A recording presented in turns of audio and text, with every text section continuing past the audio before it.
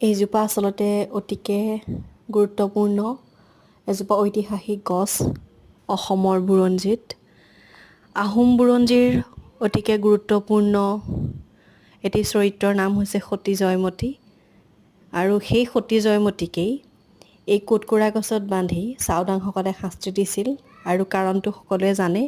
তেওঁৰ স্বামী তুংখুঙীয়া ফৈদৰ গদাপাণি কোঁৱৰ পলাতক অৱস্থাত আছিল, কাৰণ সেই সময়ৰ স্বৰ্গদেউ আছিল ল'ৰা ৰজা আৰু তেওঁ নিজৰ বাটৰ কাঁইট মুকলি কৰিবৰ বাবে যিমানসমূহ ৰাজবংশৰ কোঁৱৰ আছিল ৰজা হ'ব নোৱাৰাকৈ অংগক্ষত কৰিছিল, কাৰণ অংগক্ষত হোৱা কোনো কোঁৱৰে আচলতে ৰাজপাটত বহিব নোৱাৰিছিল, দুটা প্ৰথা আছিল। গতিকে সেই ব্যৱস্থা তেওঁ লৈছিলে, কিন্তু জয়মতীৰ পৰা তেওঁলোকে স্বামীৰ বাতৰি উলিয়াব নোৱাৰিলে। বিভিন্ন স্থানত আত্মগোপন কৰি থাকিলেগৈ গদাপাণি আৰু অৱশেষত তেওঁ ৰাজপাটো পালে, কিন্তু সতী জয়মতীয়ে এইদৰেই দেহত্যাগ কৰিলে